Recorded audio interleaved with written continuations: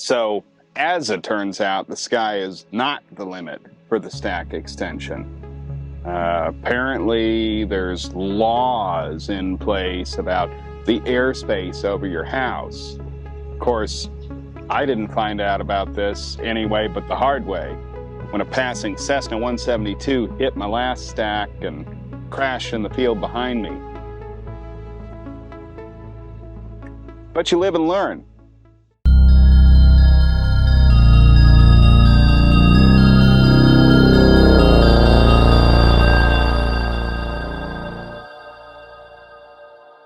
Hello, and welcome back to Cold War Barbecue.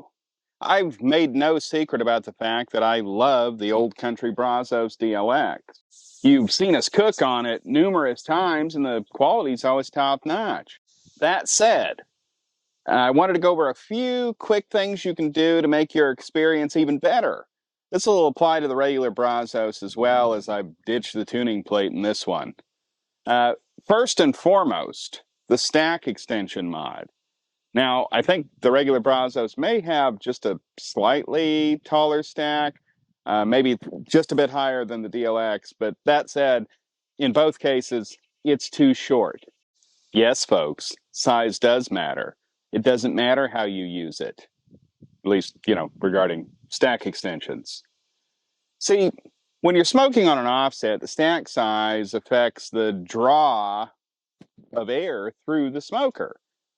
So there's two things that this extension accomplishes. First, a higher amount of air draft through the cook chamber is going to result in more even temperatures throughout the cook. That's important, right? But it's not just while the cook chamber is open that this comes into play. See, you're going to be opening the firebox numerous times during the cook to stoke the fire, to add more wood. Well, what you should be doing when you open that firebox is also opening the cook chamber. You don't want the acrid smoke, the bits of dust, things like that to get drawn through and cover your food. Every time you open those doors, your temperature is going to plummet. Having the stack extension means that you're drawing more air through, more hot air through, and you're getting those temperatures back to where they should be much quicker. The second big thing that the stack extension gets you is efficiency. For one thing, you're going to go through less wood. But you're also not going to have to run the smoker with the door wide open just to get a sufficient amount of draw to keep your fire burning at the right temp. So really, the stack extension is going to make your entire cook easier and less fussy. For the $20 or so in parts that it takes to put this together, it's a slam dunk, and I think everyone who runs one of these cookers, either the DLX or the standard Brazos, should do it. The next big upgrade or modification that I made to this was applying a seal around the firebox and cook chamber doors.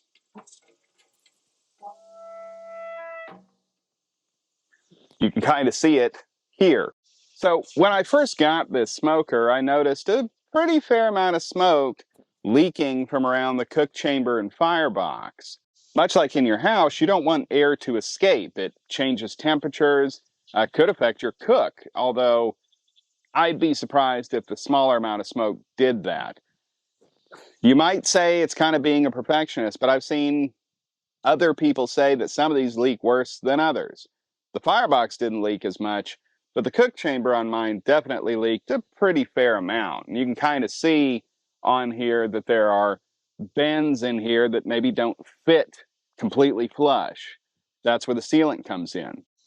You're going to want to make sure you use a high temperature sealant for this. Probably not going to find it at a local big box store.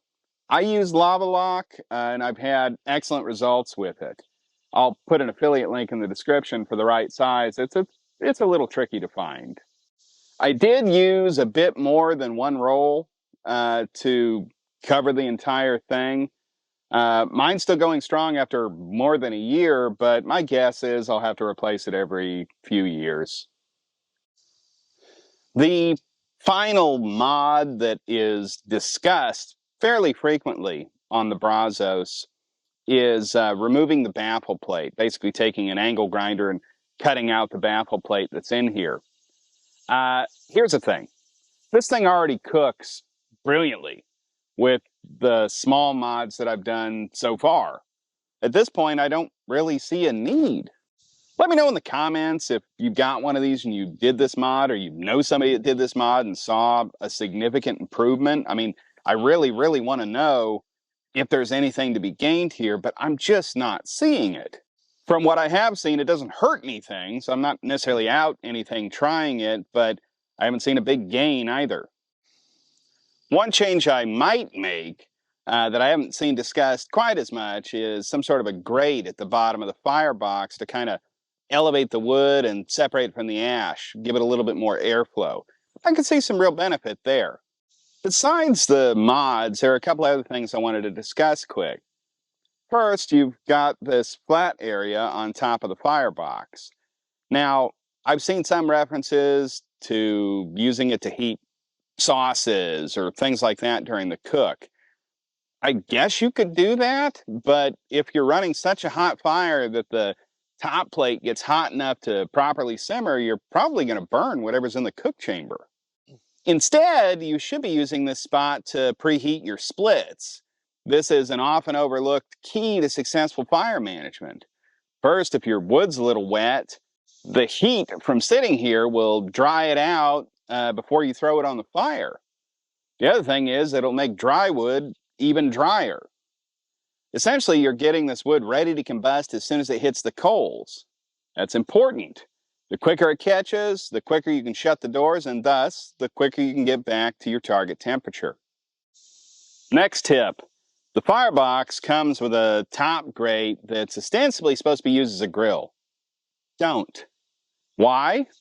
Well, lots of reasons. You don't want to be grilling while you're trying to smoke, because that'll prevent your cook chamber from properly heating or filling with smoke.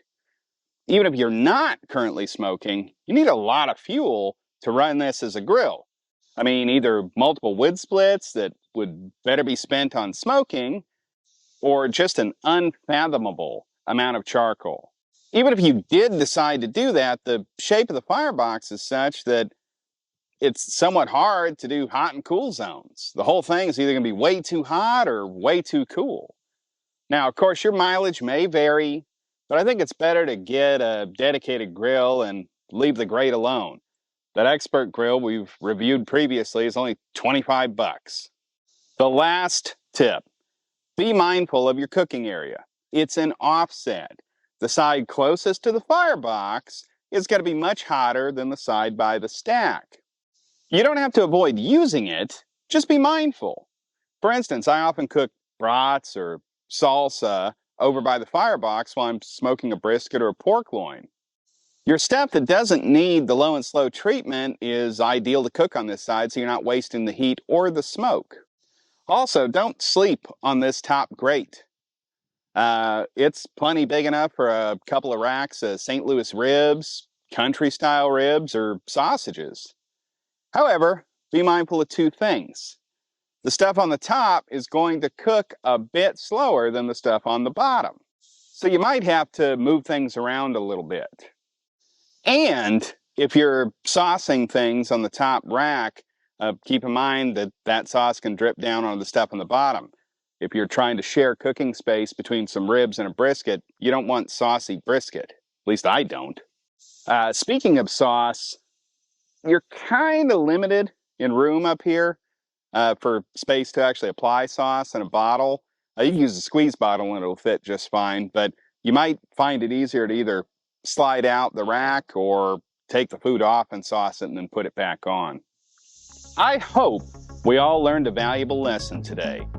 I learned that the airspace around my house is not my sovereign territory, and I hope that you learned how to improve your smoking game on the Old Country Brazos. Do you have any tips or tricks that have helped you out over the years?